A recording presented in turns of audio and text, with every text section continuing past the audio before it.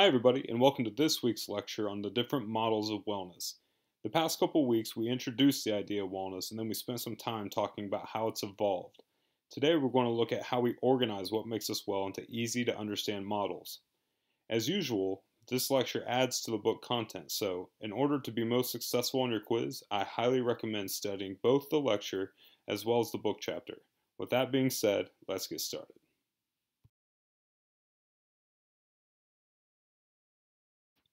So the main question we want to address when thinking about wellness is, what makes us well? We've talked before about how wellness is much more than simply not being sick. When we're not sick, we're more or less at a 0 point, where we're neutral. We're neither sick, but we're also not healthy. So pause this lecture and take a moment to write down 2 or 3 things that you believe that makes you or other people around you well and healthy. When you're ready and you have your list, hit play.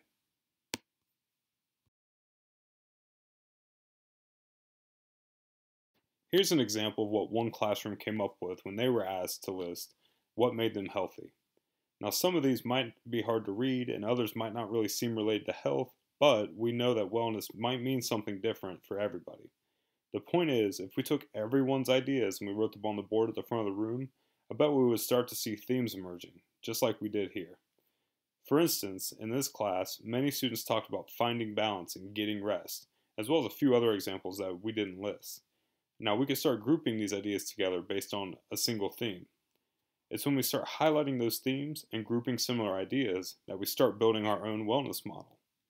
Today's lecture goes way beyond any one classroom to look at what hundreds of studies say contributes to our health and how we organize all of those studies into something that's easy to read and easy to use.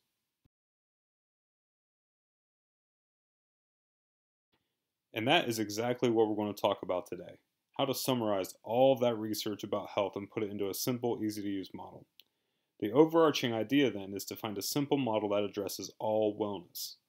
Given that wellness includes all health promoting behavior, you can start to see how this could get carried away pretty quickly. The first thing we have to do is understand that wellness first minimizes disease, secondly, works to prevent future disease, third, promotes high quality of life, and lastly, a high quality of life with minimized or eliminated disease will then increase your lifespan. Now, as we work through our models and start to make groups of behaviors, it will be important to remember that improvement in one area of well-being often improves other areas all at the same time. For instance, exercise, like walking or jogging, can help us get into better physical shape, but can also relieve anxiety or depression, which can also influence our cognitive well-being. These kinds of overlapping behaviors occur everywhere, and we can arguably tie any single area to any other.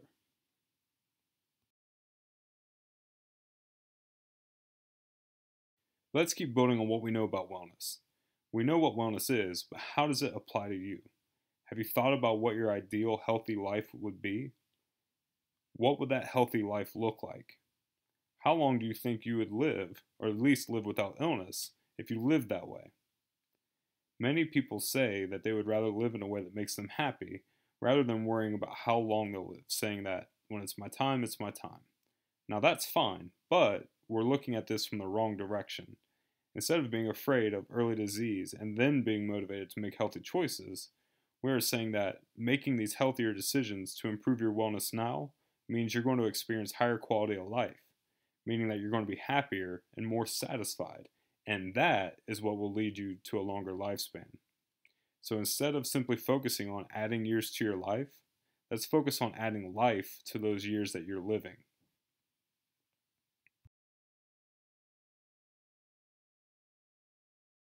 So in addition to that, there are certain universal aspects about pursuing wellness. The idea of wellness is one that can be pursued no matter what someone's situation is. Improved wellness can exist for anyone's given gender, their age, culture, etc. It's important to understand that different people may not pursue wellness the same way, so your personal pursuit of well-being may look very different from mine or from someone else's. Now, what is the same across people is an emphasis on personal responsibility. People have to be willing to look at aspects of their lives that they can change and consider what they're willing to change. Once we're able to empower individuals to grab the reins with regards to their well being, we can move more proactively about our health. Remember that wellness continuum from the first week of class? Think about when we're likely to start working on our health and happiness. Far too often we wait till we're on the sick end of that continuum, or we're down in a rut or stuck in a hole to start thinking about how we could be healthier, feel better, and happier. When we get back to that level ground or that neutral point on the continuum, we aren't sick, but we aren't well. That's usually when we're back to being healthy and we think everything's fine. That's the time where we can start being proactive and improving our resiliency before we find ourselves in another hole or rut and becoming sick again. The same would go for money. You wouldn't only put money into your savings account when it's negative. We should be putting little bits into our savings as often as we can. These are the aspects that we're trying to wrap up into a single given model of well-being. So let's take a few moments and look at those models and consider how they've grown and changed over the years.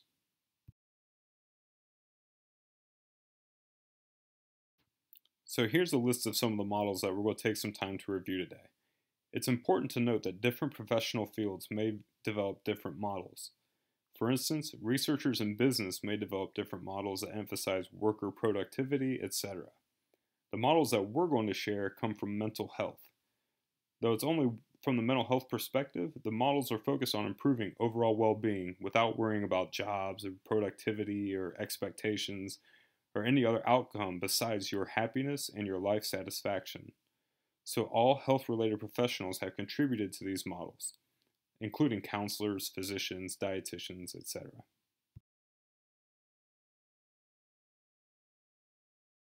One of the earliest models of well-being is Ardell's model, published in the late 70s.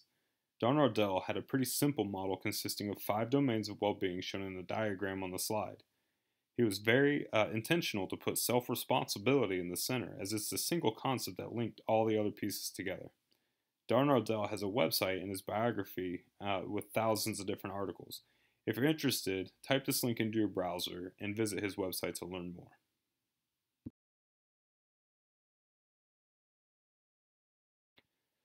Now, not long after Don Ardell, David Zimpfer and Bill Hetler created their own models to conceptualize well-being. Now's a great opportunity to think about how these models vary based on the individuals we're talking about. We talked a little bit about models that might influence business before. Well, Zimpfer's model was created as a mental health counselor working with people suffering from cancer. In his clinical work, he found that there were certain themes that tied into well-being with these patients. You can tell by looking at the domains he lists that his wellness model seems to apply only to those in a more acute medical context. The same is with Hetler's model. Bill Hetler is a physician who created a wellness model that applies specifically to college students. That being said, it is easier to see how someone might generalize Hetler's model to a wider population as a whole.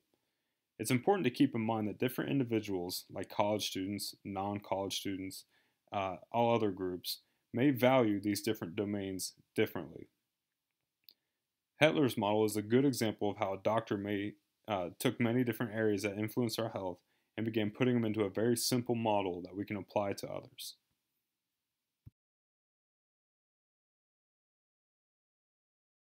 Now, we talked a little bit about Hetler's model last week, and we also mentioned Dr. Mel Whitmer, formerly of Ohio University.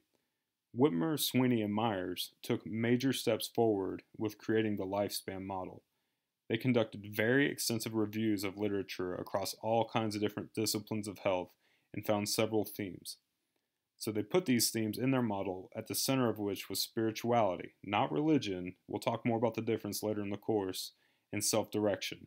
This relates to Ardell's model and how the individual has to be willing to take control. Now from there, they found 12 different life tasks that the research tied to health and higher quality of life. You might not be able to read them off the image, but there's another diagram on page 32 of your textbook. Each of these, in their own way, impacts your health and well-being.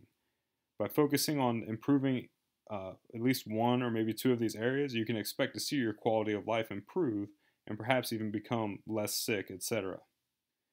Now, as you work outward on their model, there are certain events that don't fit into any one given area, but apply more broadly. That includes concepts of like love, work, leisure, and friendship.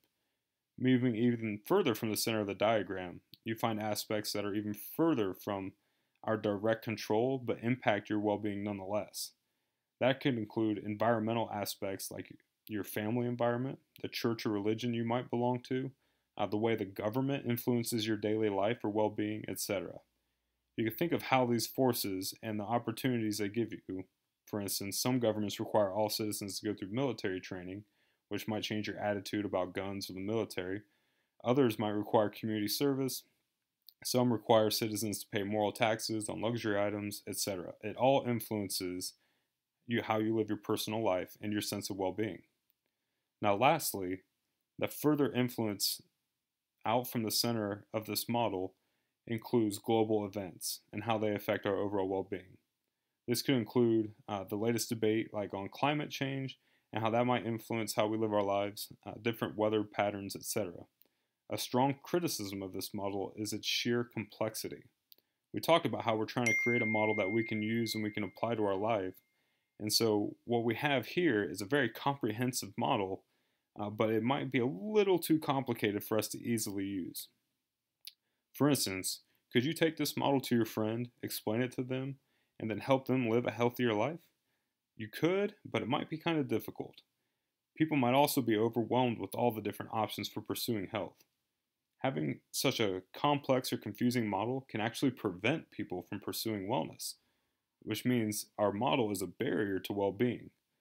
So let's start working to see if we can simplify this model and better explain some of these high-quality ideas.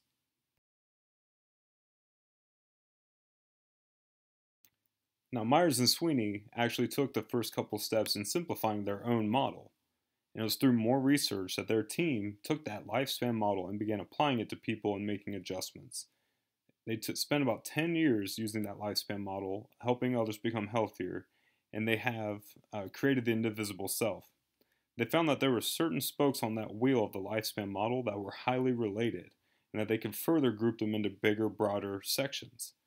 It would probably be much easier to take this model to that same friend and then try to explain that there are 5 main areas of wellness instead of 15 plus. And that would help them work on their own personal well-being from there. You can see here that the subgroups still exist, but they are tied to one of the larger blue circles. They also kept a circular design with a ring around it to help remind everybody that all of the different areas are connected. An improvement in your essential self is likely to lead to improvements in your coping and creative selves, etc. The main improvement on this model is that once more complicated model became a little more parsimonious or easier to use.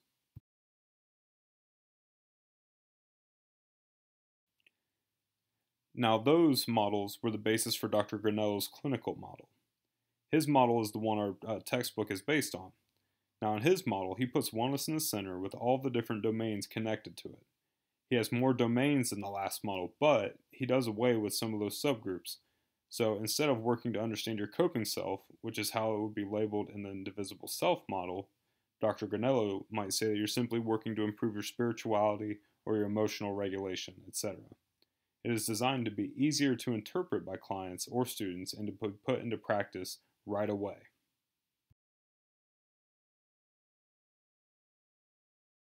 And the last step in our little journey here is OSU's model. OSU's model is the one that we're using for the course, not just the book, but the whole course, like your assessment. It was the model created by the Wellness Collaborative here at Ohio State. It's almost identical to Dr. Granello's model, however, it includes a couple domains that are particularly useful for college students: career and financial wellness. So, when you took your wellness assessment, you received scores in each of these 9 areas. Those scores can help you set some goals to work towards for the remainder of the course. Now keep in mind, you might have some scores that are higher in certain areas than others. That doesn't mean you have to focus on those weaker areas. You're certainly welcome to set goals based on those areas, or you can set goals on areas that you're already strong in. Given that you need to set goals before you read and study each of these domains, let's take a quick minute to talk about each area so you have a better idea for your goals.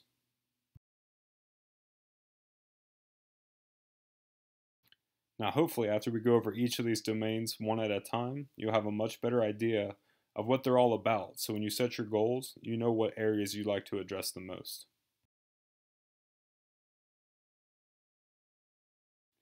First here, we have cognitive wellness. When we talk about cognitive well being, we're referring to all cognitive activity, which can be very broad.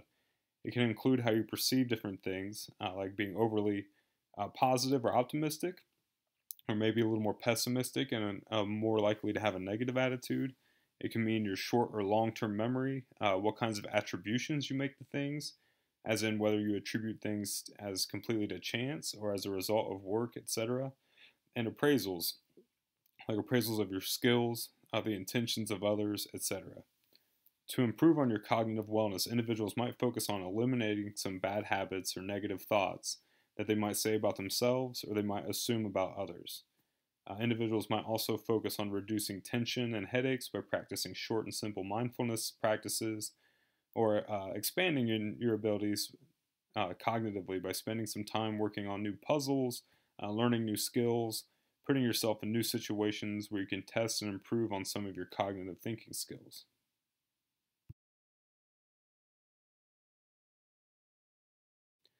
Next, let's talk about emotional regulation.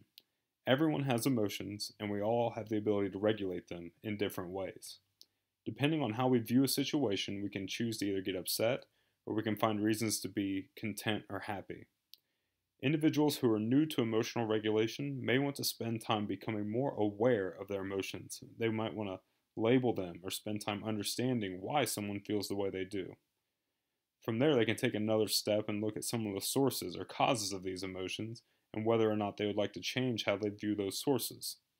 Someone who really wants to challenge themselves in this area can skip to taking control and changing the way they respond, which means they might choose not to get upset about something that used to upset them, or whether it means taking unpleasant feelings and managing them in a more appropriate way.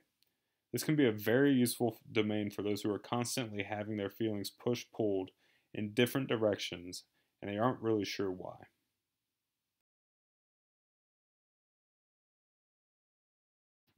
Our next domain is physical activity and nutrition.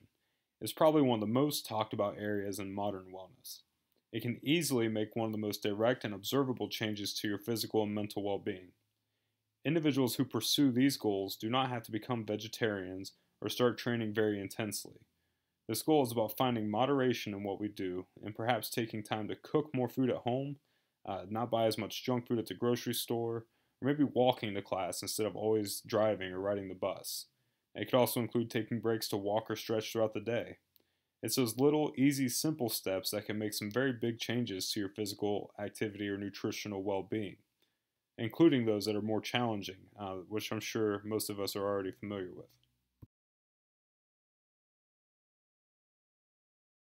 Preventative self care is next on our list. This essentially means that we're meeting with a physician to consider your health before you get sick. This can include looking at some of the order it yourself testing at the student health center, perhaps for like cholesterol screenings, checking your blood sugar, maybe getting an STD check. Individuals who are interested in this domain might be interested in starting pro health habits such as like flossing, regular toothbrushing, wearing a helmet while on their bike, skateboard, taking a multivitamin, etc.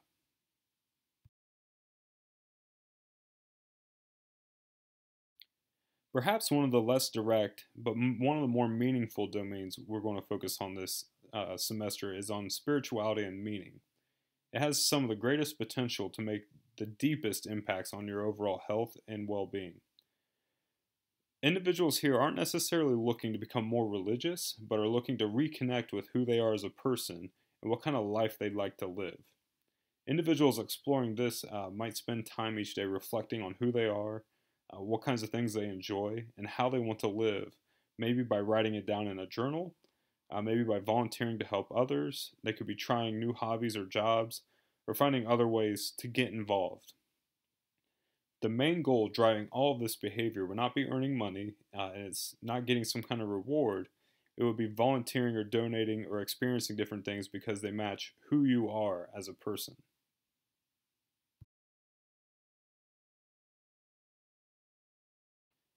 Well, next is the cultural and environmental domain, which goes far beyond just being eco friendly and recycling. This includes getting in touch with your cultural roots and exploring what your culture has done to shape who you are and who you might become. It also includes being very intentional about your environment, which includes your physical environment, like your dorm room, the classroom, the library, the workplace, or the office that you're in, your immediate surroundings, even the people in your life, as well as nature. Individuals might explore other cultural norms and compare them to their own, open their eyes by attending different multicultural events, perhaps to choose to declutter a work or personal space so it can be more productive or relaxing, or just be more intentional, about where they decide to do certain activities.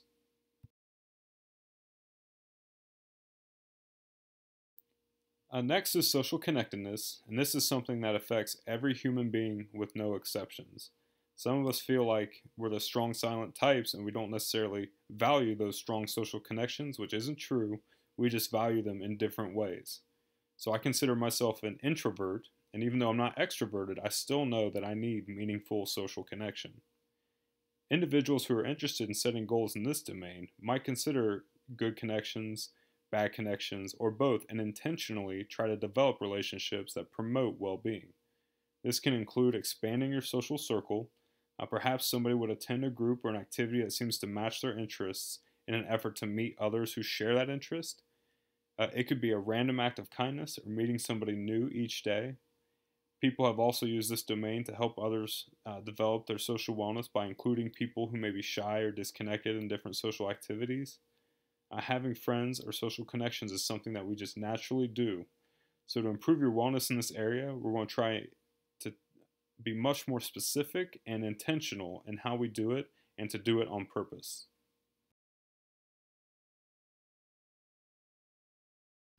Now, we'll end our quick review here with our last, but maybe one of the most interesting forms of wellness, which focuses on developing a greater sense of creativity. Individuals focusing on this domain spend time doing new and alternative activities. Individuals might spend time exploring their creativity in different ways or by stepping outside of the box. They may try to put themselves into completely new situations and new experiences just to try something different.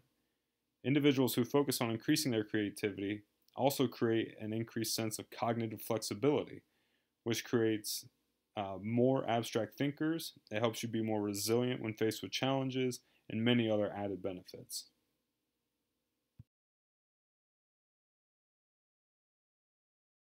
All right, so that's a really quick overview of all these different domains. Let's take a quick minute just to summarize what we talked about today. Now, overall, there are many different models for wellness. You can see on the side here that there are different models that have been developed just for different campuses and colleges. The model OSU sticks to is heavily rooted in the research that we explored a bit earlier. Next week, you'll be asked to set a couple of goals to improve your well-being. Think about which of those domains really spoke to you and how you might want to improve on those areas. Remember, we aren't trying to add meaningless years to life when we pursue wellness. Our focus is adding a sense of meaning and high quality satisfaction to those remaining years you have left to live. So feel free to check out some of the additional resources, do some internet searches, ask us any questions if you have them. But good luck on your quiz, and I look forward to seeing you next week and setting some goals.